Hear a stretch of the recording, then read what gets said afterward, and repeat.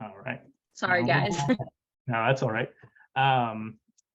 And we also have a couple other applications that we've come out with, which you'll be able to find on our website in addition. But for brevity, I won't talk about those today just because we don't have unlimited time. But this is our primary well database kind of GIS application. It has our well layers. It has exports that are frequently updated from our database every night for most of the important like well layers. And then some of the other layers are updated weekly or monthly by automated processes coming from our well database. In addition, today we'll be talking a little bit about some new oil and gas data downloads that are available on our website and some data dictionaries that are now available to describe those data products, because previously we'd never really given you the information to digest what all of that information meant. So some of it can be pretty esoteric and like OCC centric. So hopefully those new products will help everyone. So without further ado, I'll get kicked off with going into a demo of the Well Finder application, and then we'll circle back to some of those data products. And I apologize, I'm going to have a couple batch files that are going to periodically come up on my screen. Please just ignore them. I'll try to minimize them as quickly as possible. Those do various GIS processes for our agency, and I can't really turn them off without some issues. So here is our main application for GIS. You can find it from our website. So if you go to oklahoma.gov/OCC and then go to divisions and oil and gas conservation division, it's right on the front page. There's actually a newer application for aerial photos, but down below it, you'll be able to find the link to the well data finder. It is available publicly from any web browser. I do recommend Chrome for the best experience, but we have tested in Edge and Firefox and Safari. They all seem to have their own little quirks with how things are viewed or displayed, but the functionality is pretty much the same across any web browser.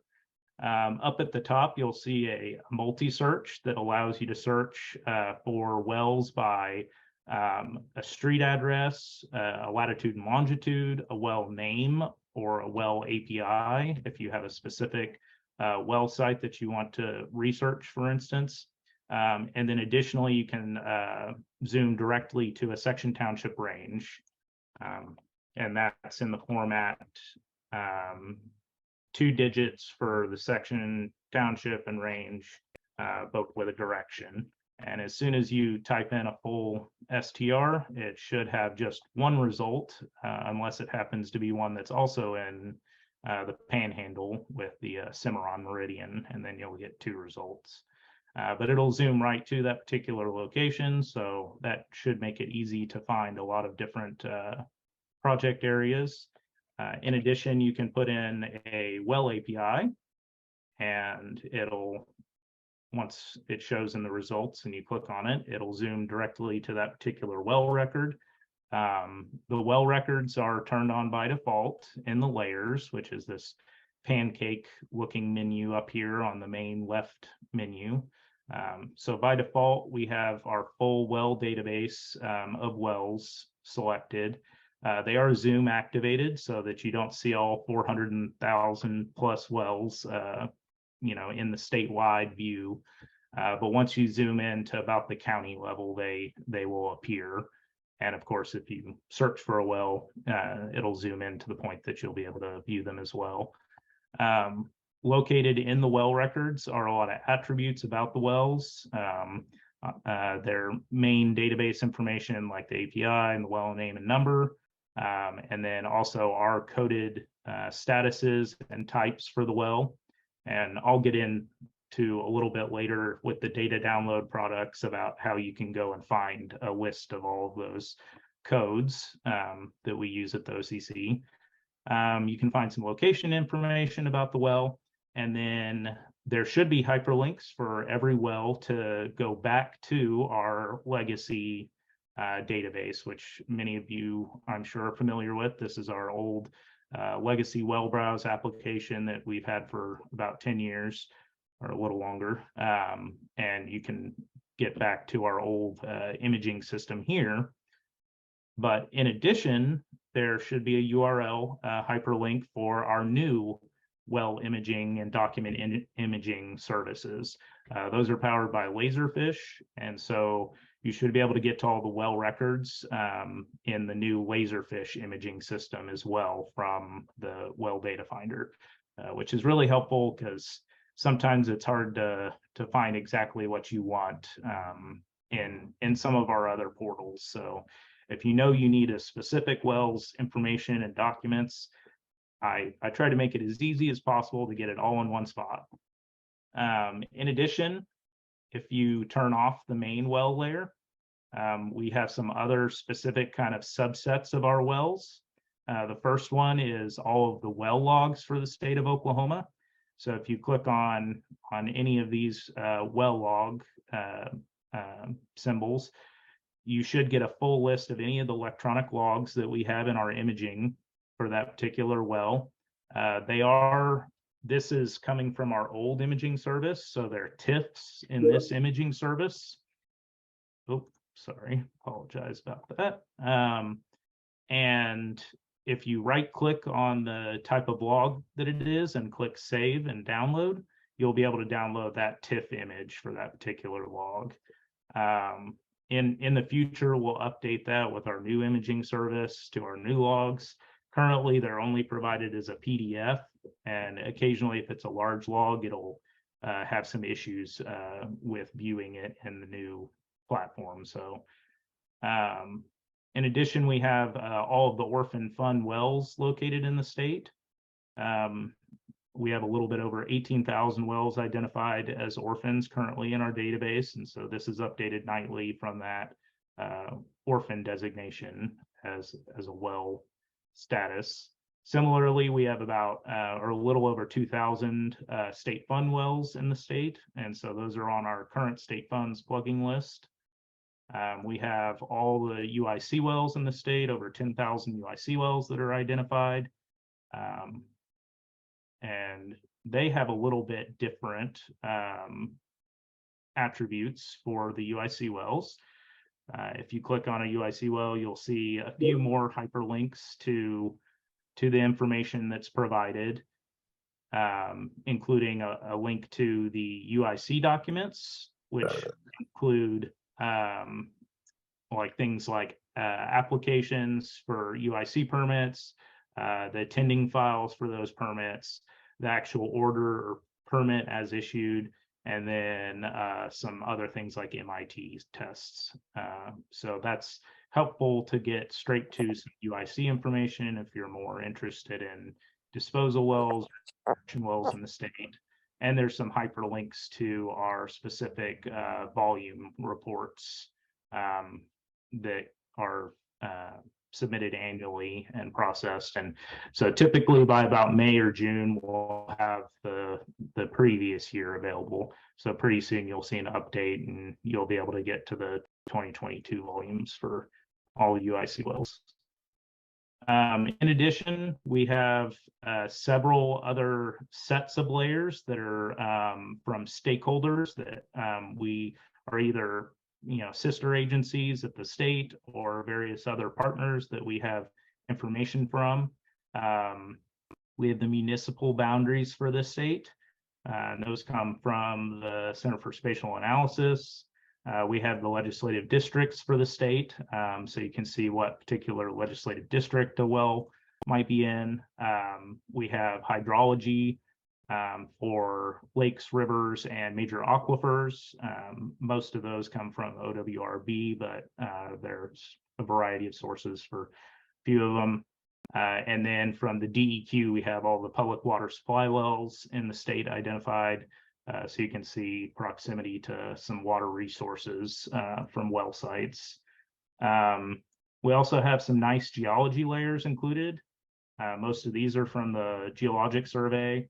We have the different fault databases for the state included that are from 2014, 15, and 16 from the OGS, those open file fault reports.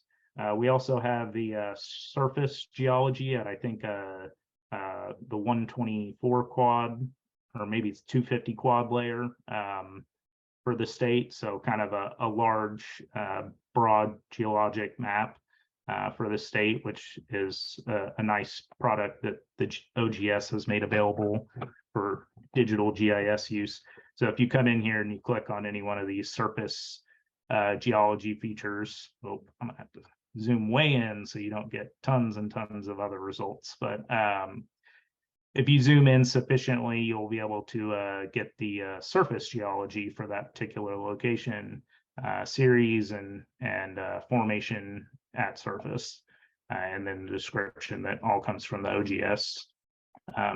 And we also have, and some of these layers are pretty large, so depending on your internet speed, they may take a little bit of time to load, but we also have the full oil and gas named fields for the state, which I believe was updated in 2018 or 19, so it's fairly recent, which are all nice add-ons to help you with any research you might be doing in a specific area. We also have some really nice tools that are available in the application to help with identifying certain areas of interest. Get back to my default setting here for you. I apologize if my internet is a little bit slow here at the house. I think we're having some bad weather. But there's several different tool sets available within the application. So you can get to a base map changer where you're able to change base map from the standard topographic that's the default to satellite imagery. So we can get it to refresh here. There is a select tool so that you can select specific point features from some of the layers, like the wells layer, and you can export those along with all of their attributes into a CSV tabular data set. And of course, when you try to do a live demo, something like this happens. So Always, this always happens. bear with me. And actually, this machine is sitting at one of our satellite offices, so I don't even know what the weather or internet is like at their location. But the base map changer, as I mentioned, you can come in here and change it to satellite imagery or kind of a dark or a light background if that's your preference. And that'll become important with a tool I'll show in a moment. But real quick, I'll finish the ones that are here on the left side menu.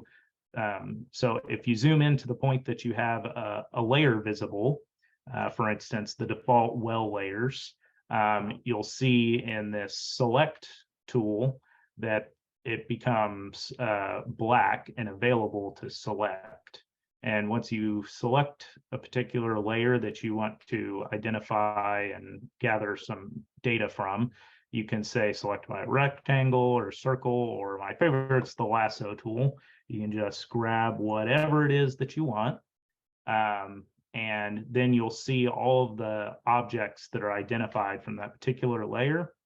And you can come in here to these three extra dots here for the menu.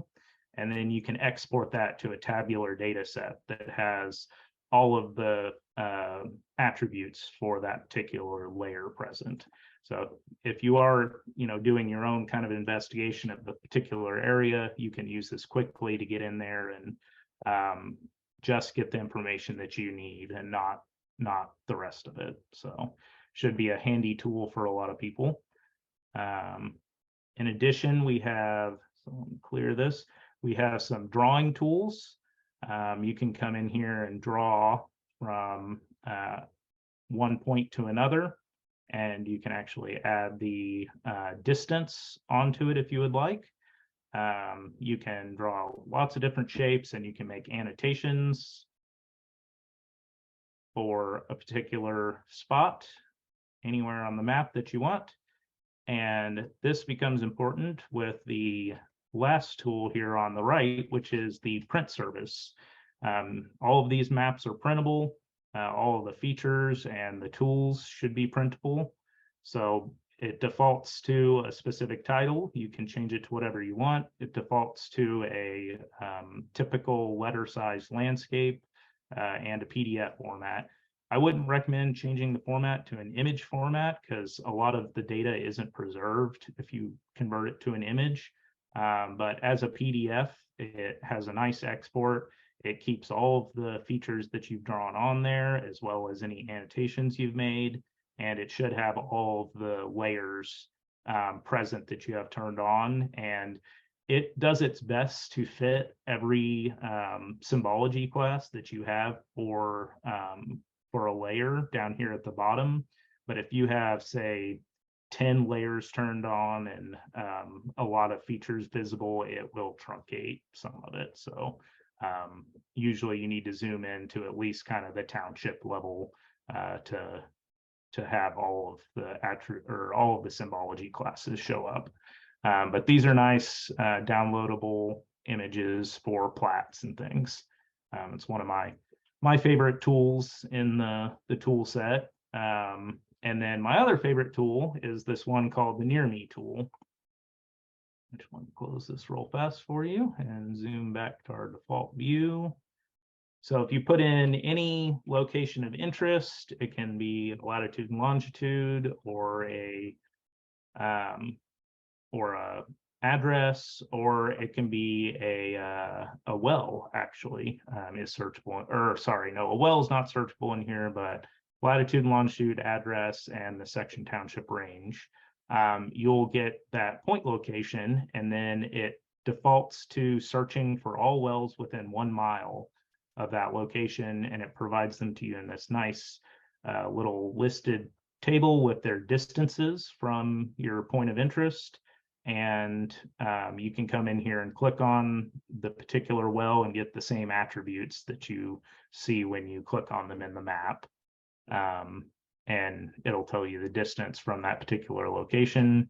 You can come in here and change the default search radius to something different if you'd like to search a larger radius, for instance.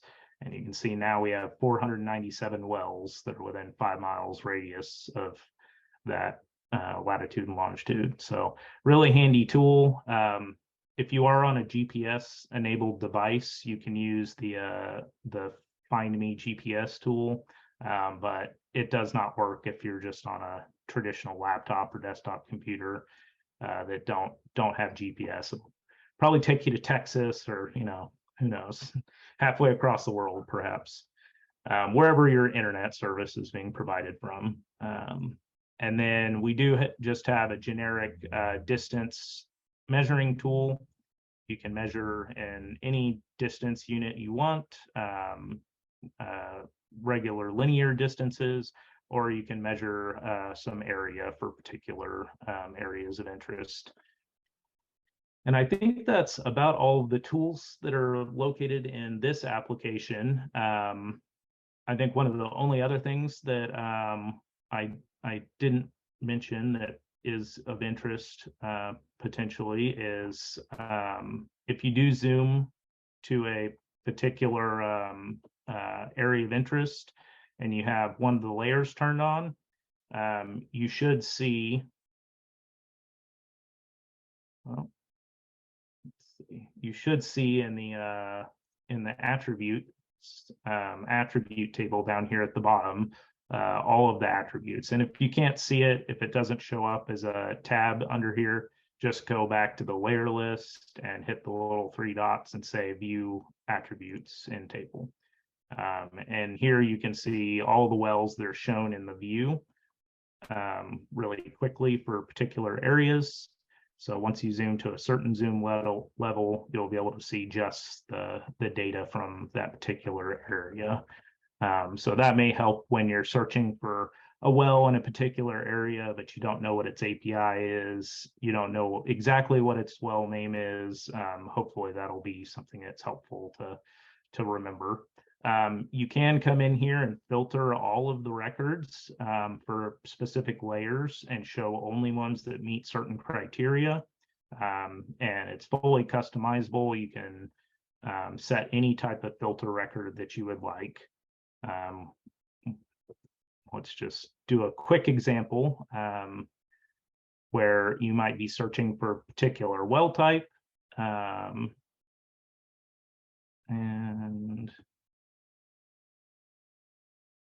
And the one that works best for things like this, where you might be searching several different fields within, or several different results within a field, is any of.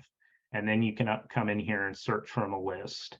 So if I was only interested in the ones that are gas wells, for instance, then I would say, okay.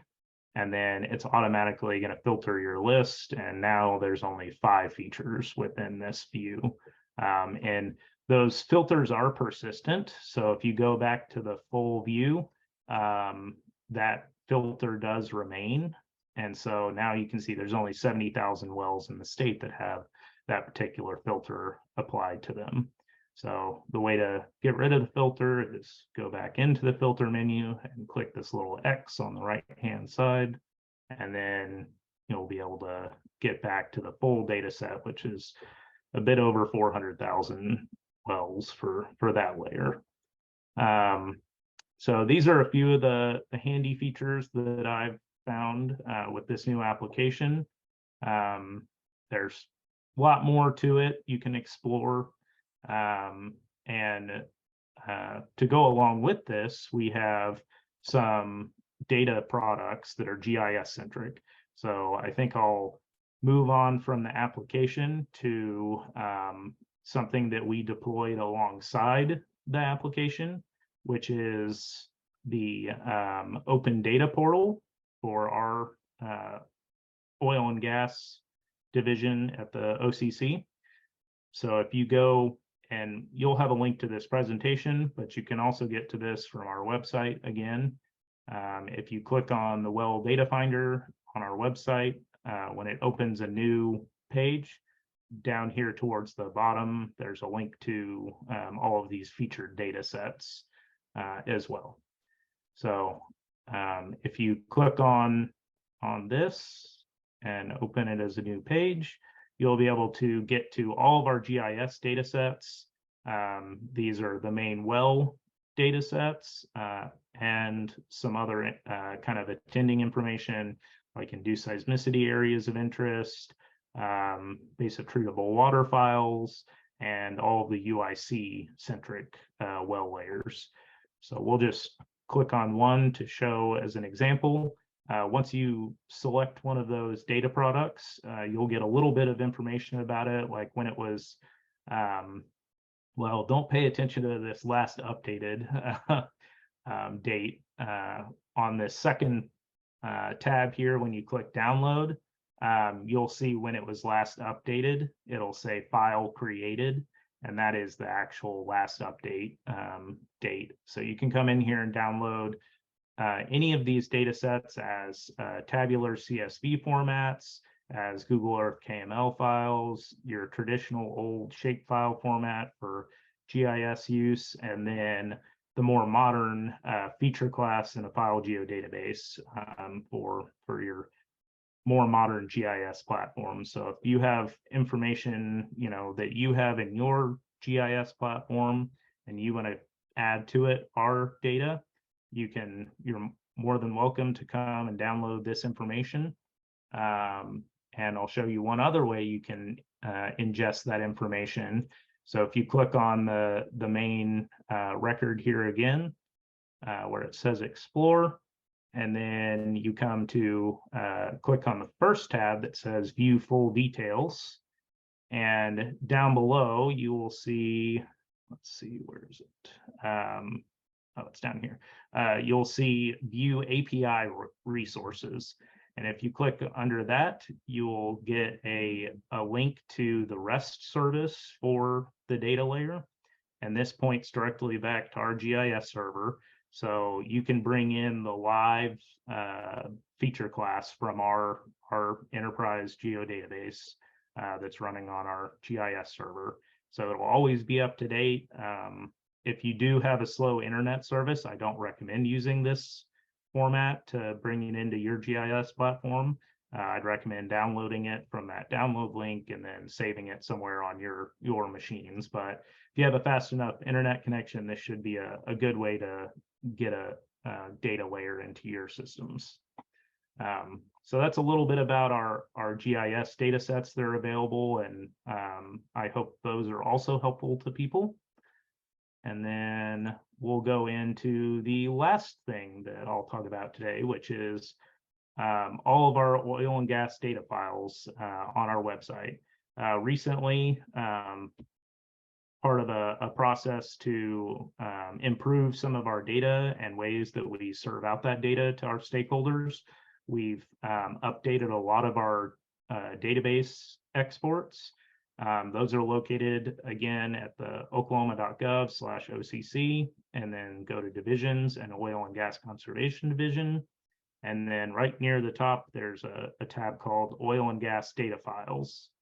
And if you click view data files, you'll get a lot of different information from our agency about our division, the oil and gas regulation. But on this fourth section down, you'll see it says several new versions of files released 3.16. And if you expand that, you'll come in here and you'll see the orphan well list, which should be the same orphan wells that are viewed in the GIS platform, as well as the same state funds well list that's viewed in our GIS platform. But something new that's really nice are now there are data dictionaries available for all of these well sets. So if you come in here and download any of these data dictionaries, you'll get a Excel file that'll download. Let it open here, and you'll be able to see a description of every field that's provided in that particular data download product, the field name, and then the description of what that field actually represents. Many of these are going to be the same for just kind of the well location information, but some of them are pretty important and refer to very specific things that the OCC curates for these wells. Two of those are the well type and well status. Any of them that are coded and have like a coded reference will have a new tab in these Excel files, and those will list all of the type codes for that particular field. So all the possibilities that exist for that particular data field, and then what those type codes actually mean as far as what data they represent, which I don't think we published this anywhere on our website previously, so this should be something that helps a lot with digesting the data that we have available and using it without guessing too much about what it actually means. We released these new orphan well list and state funds well list. We released new versions of the intent to drill the last week of data that we have, as well as the master file, which has back to 2010 data available. There's separate data dictionaries for all of these that have all of those fields and coded entries within them. We also have the well completions. So those are listed by formation and so completed formation and then casing strings. So you'll notice that the file, sorry, that's the old one. The new one says completions by wells and formations. So that's wells, formations, and then it'll list the different strings available in each of those data download products. There are some new fields that were added to help increase the amount of information that we're providing out. So for the completions files, if there are directional or horizontal well bores, those have some additional fields populated for the bottom hole, the turn, direction, length, measured total depth, total vertical depth, things like that, that are specific to those lateral or deviated holes. So we've tried to include more information than previously, as well as cleaning up a lot of the terminology and making it more available to everyone. And I think we did release a new version of the well transfer file. It's largely the same as the old version.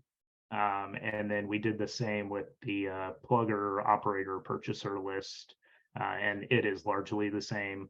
But now both of those also have data dictionaries that explain all the fields and data types present. I think that is, for the most part, the information I have to share with you today. This presentation should be available, I believe, through SOAR at a later date. You should have access to this story map to come in here and get the links to the various products and directly to these web pages without going to our homepage if you'd like. And there's a nice handy QR code for those of you that like to use your phones and digital devices to scan things. So if you want to save it really quickly before you get the email later, you can come in here and take a picture of this, or go ahead and navigate to the QR code and it'll take you to this presentation. I hope this is going to be helpful, and a lot of the data will continue to improve over time.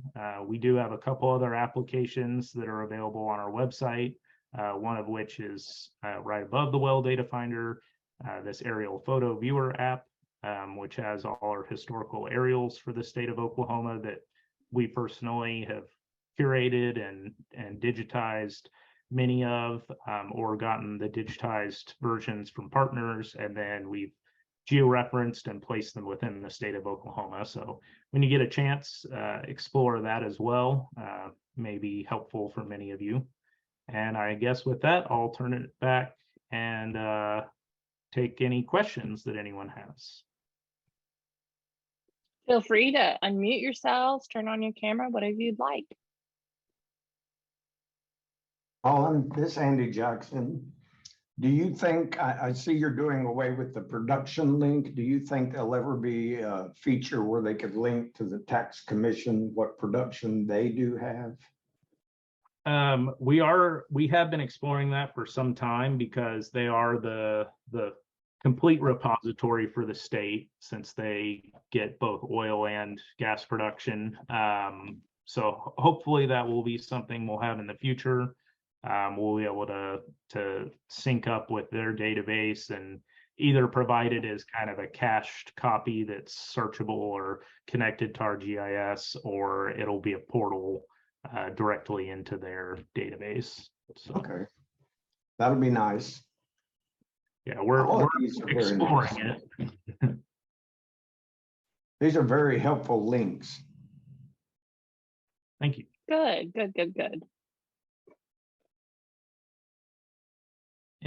Any other questions about the application? Or I have a question. Yeah, when, like, if you're printing a map or printing, is there a way to force like a 1/8 equals 500 feet scale? I don't believe you can do it by that means. But what you can do is you can try to zoom into that level and have it show the scale bar. And then if you don't get it exactly right, you can zoom a little bit back out and try it again. Right. Let me think though. There may be, well, here it is, force scale. There you go. So this is going to be a ratio though. So it's going to be like 1 to like 100,000 for like generic map use. And I think once you maybe no, let's see, may have to provide. So So I guess you just put the value that you would like in a normal map scale. So if you want a 1 to 100,000 map, you put 100,000 in there and it should do it. Let's see. Fingers crossed.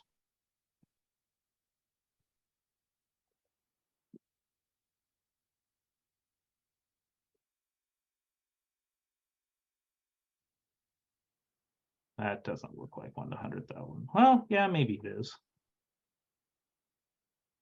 It's 2 townships. That might be correct. Okay. Oh, there it is. Yep, 1 to 100,000. So you'll just have to convert your inch scale to a map scale and then input it on that settings page.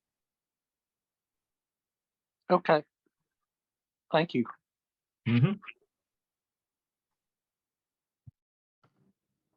And there are some other features you can change in here. You can change the scale bar units to kilometers or meters if you'd like. And you can also change some print quality attributes for the image that's output. Some of this doesn't work with a PDF. It just depends on what your format is. I've noticed some of it just doesn't actually change anything unless it's like an actual image format.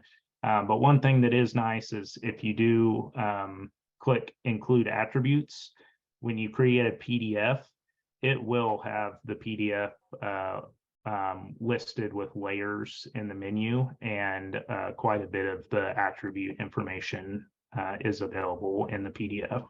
It does make it pretty large, and it may take a while to spool and generate here, so you'll have to be patient. But that is a nice feature to make those more inclusive PDF maps. Any other questions?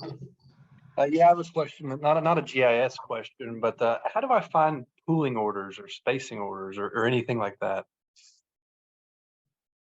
That is a good question. I It's would always been a question I had for the OCC website.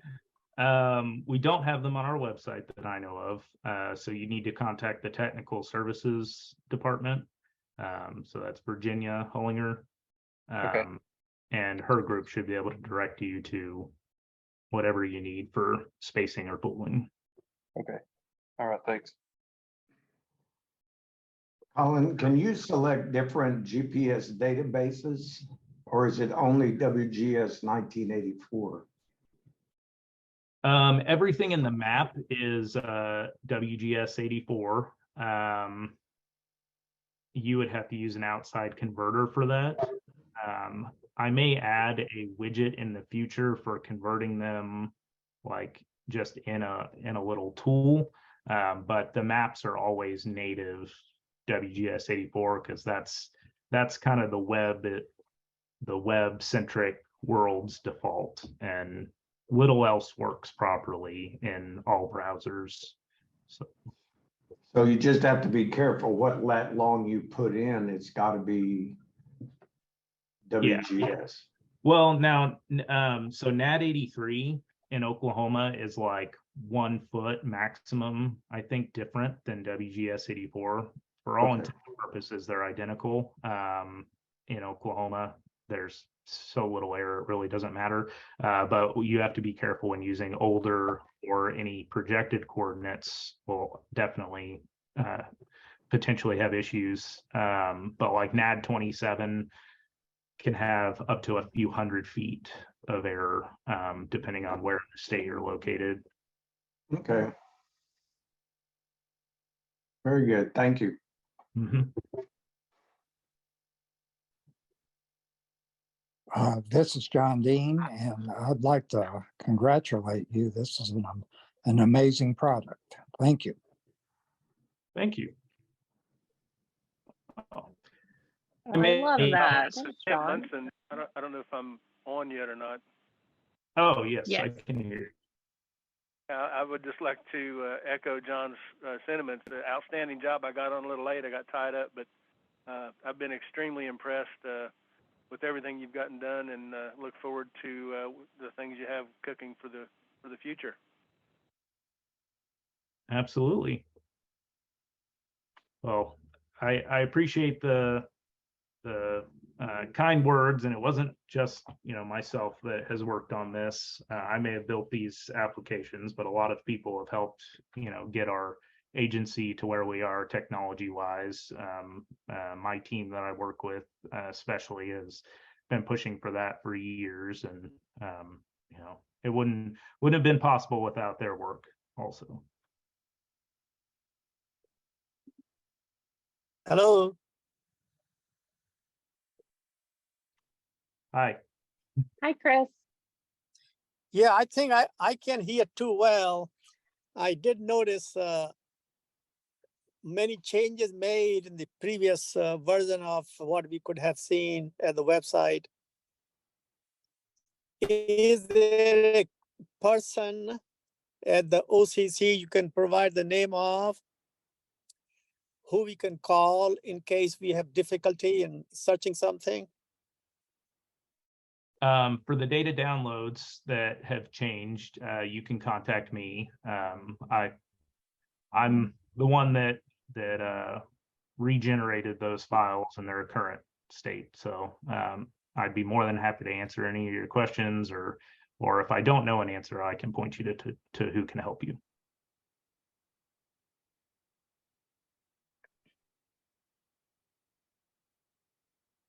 All right. So no specific person, but you can call number of people who may be able to answer some details on some aspects of data search. Yes, absolutely. All right, I can try doing that. All right, great. All right, who else has any questions?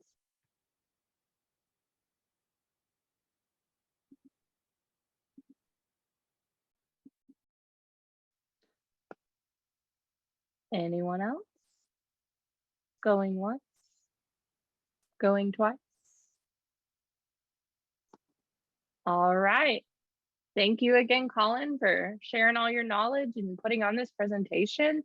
I will make sure to send the copy of the video to you to have your people approve it, and then we will post it to our YouTube if it is approved.